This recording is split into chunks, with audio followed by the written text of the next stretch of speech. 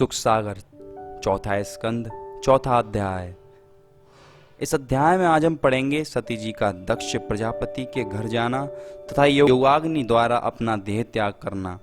लेकिन उससे पहले अगर आप चैनल पर नए हैं तो चैनल को जरूर सब्सक्राइब करें और नोटिफिकेशन बेल दबाने के बाद ऑल पर क्लिक करें ताकि आने वाले हर अध्याय के आप सुन सकें। तो चलिए इस अध्याय को शुरू करते हैं। मैत्रेय जी बोले, हे विदुर जी, शिव जी के मना करने पर भी जब हट करके सती जी अपने पिता के यहाँ चलने को तैयार हुई, उस समय उनकी रक्षा के निमित्त अपने कई गण उनके साथ भेज दिए। जब सती जी अपने पिता के घर यज्ञ में पहुंची तो दक्ष प्रजापति ने सती को देखकर उधर से अपना मुंह फेर लिया और उनसे कुशल क्षेम तक नहीं पूछी।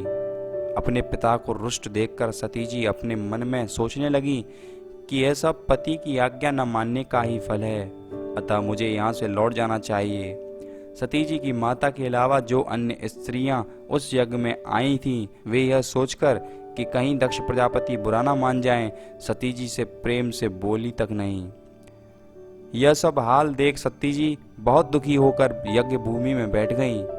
जब याज्ञिकों ने शिवजी के नाम की आहुति देने के लिए पूछा, उस समय दक्ष प्रजापति ने महादेव जी के प्रति कई आलोचनात्मक कटु वचन कहे और यह कहा कि हमने देवताओं एवं ऋषि मुनियों की सभा में शिवजी को यज्ञ में भाग न देने का शाप दिया है, अतः आप उनके नाम की आहुति कदापि न दें। शिवजी के प्रति पिता के मुख से ऐसे आलोचनात्मक कटु वचन सुनकर कि शिवजी को यज्ञ में भाग न दो, सती जी बहुत क्रोधित हुई।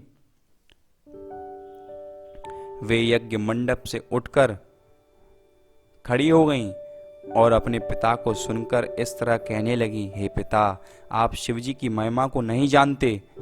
वे समस्त देवताओं के भी देवता हैं और किसी से वैर भाव नहीं रखते हैं। आप अपने अज्ञानवश बिना विचार किए उनसे शत्रुता मानते हैं। महादेव जी समस्त गुणों के निधान हैं। तुमने उनके भयंकर स्वरूप को तो देखा किंतु उनके गुणों को नहीं पहचाना है। सनकादि और नारद आदि भी उनके चरणों का स्मरण अपने हृदय में रखते हैं। तुम्हारा पद ऐसा नहीं है जो तुम उनकी बराबरी कर सको, क्योंकि वे त्रिलोक में सर्वश्रेष्ठ हैं। तुमको उनके प्रति ऐसे अभद्र शब्द कहकर उनका अपमान नहीं करना चाहिए। तुम मेरे जन्मदाता हो, इसलिए मैं तुमसे कुछ नहीं कह सकती, परंतु मैं अपने इस शरीर को जो तुम्हारे द्वारा उत्पन्न हुआ है क्रोध करके त्याग देती हूँ, जिससे तुम्हारे साथ महादेव जी का कोई संबंध न रहेगा और उनसे वैर करने का फल तो स्वयं ही पा जाओगे। इस प्रकार कहने के बाद सती जी ने उत्तर दिशा की तरफ मुंह करके योगाभ्यास द्वारा अग्नि प्रकट करके अपना शरीर भस्म कर दिया।